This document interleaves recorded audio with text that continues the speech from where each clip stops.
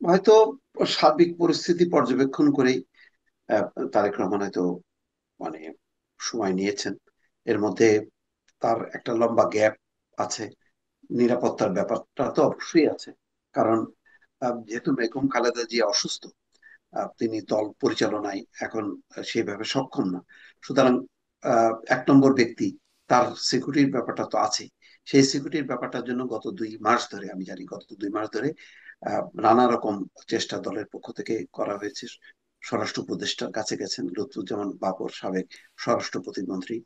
তার জন্য bullet proof বাস এবং একটা গাড়ির ব্যবস্থা করা হয়েছে। আগ্নেয়াস্ত্রের লাইসেন্স নিতে হয়েছে। এইসব প্রস্তুতি সম্পন্ন। তারপর নিরাপত্তা ব্যবস্থাটা কেমন হবে? এটা কি রাষ্ট্রের নিরাপত্তা ব্যবস্থার উপর নির্ভরশীল থাকবে নাকি ব্যক্তিগত নিরাপত্তা ব্যবস্থাটা গড়ে তুলবে? এইসব প্রস্তুতি নিতে আমার ধারণা যে দেরি হয়েছে। এছাড়া অন্যান্য যে কর্মকাণ্ডগুলো, সেগুলো কিন্তু প্রতিদিন আমার ধারণা যে তারেক রহমান বোধহয় 8-10 ঘন্টা তিনি ওই জুম মিটিং এর মধ্যেই থাকেন। এবং বিভিন্ন জেলা, থানা, উপজেলা কোনো কিছু কিন্তু বাদ দিচ্ছেন না।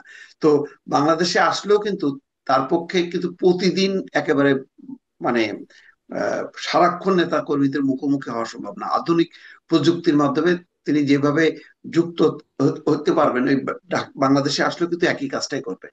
তারপরও একটা ফিজিক্যাল প্রেজেন্স, অন্যান্য রাজনৈতিক দলের সঙ্গে আলোচনা করা এবং নিজের প্রার্থিতা চূড়ান্ত করা, এগুলির জন্য একটা প্রয়োজন। সম্ভবত এটা এখন শেষ প্রান্তে চলে আসছে বলে তারেক রহমান আর নভেম্বর মাস ক্রস করবে না। মধ্য নভেম্বরের মধ্যেই আসবেন বলে বিএনপি নেতারা আশা করেন। আর এর আগের যে কথাটা আহ, আলোচনা হচ্ছে, যে হুম। আসলে বিষয়টা আওয়ামী লীগ মানে শেখ হাসিনা না, বিএনপি মানে তারেক রহমান, খালেদা জিয়া না। বিএনপি একটা রাজনৈতিক দল, আওয়ামী লীগ একটা রাজনৈতিক দল।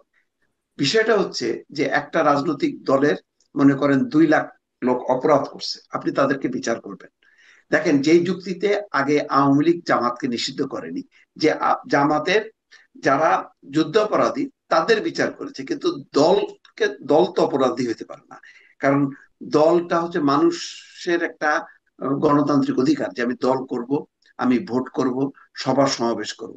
এখন আওয়ামী লীগের শেখ হাসিনার কারণে আওয়ামী লীগ এবং আওয়ামী লীগ সমর্থক সবাইকে যদি আপনি নির্বাচনের প্রক্রিয়ার বাইরে রেখে যদি বলেন যে এটা একটা গ্রহণযোগ্য নির্বাচন হলো, এখন বিদেশিরা চাপ দিচ্ছে কি দিচ্ছে না সেটা বড় কথা না। আপনার রাষ্ট্রবিজ্ঞানের আহ, কি বলে, ব্যাখ্যাটা কি বলে, সংজ্ঞাটা কি বলে, সেটা আপনাকে নিজের থেকেই বলতে হবে। যে এখন আমেরিকা চাপ দিচ্ছে না বলে ও আচ্ছা, কেউ তো চাপ দিচ্ছে না, শুধু ভারত বলতেছে, আচ্ছা ভারত তো বলবেই, সুতরাং আমি এটাকে জায়েজ করে ফেলবো।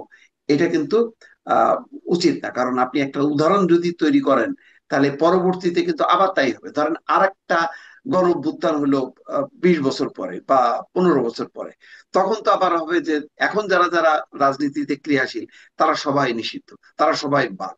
তখন আবার 14 দল নিজেরা নিজেরা বলবে যে এটাই গণতন্ত্র, এটাই নির্বাচন, এটাই হচ্ছে সবার কাছে মেনে নিতে হবে।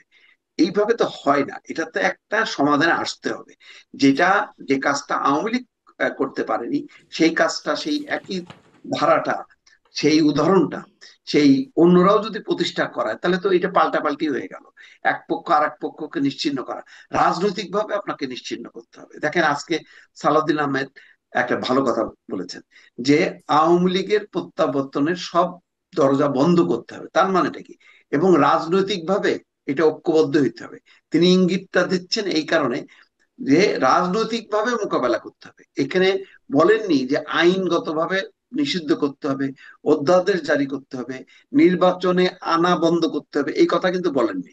তিনি রাজনৈতিক আহ, পরিস্থিতিকে বা শক্তিকে রাজনৈতিকভাবে মোকাবেলা করে তার তাকে অপ্রাসঙ্গিক করে তোলা, সেই ইঙ্গিতটা দিয়েছেন।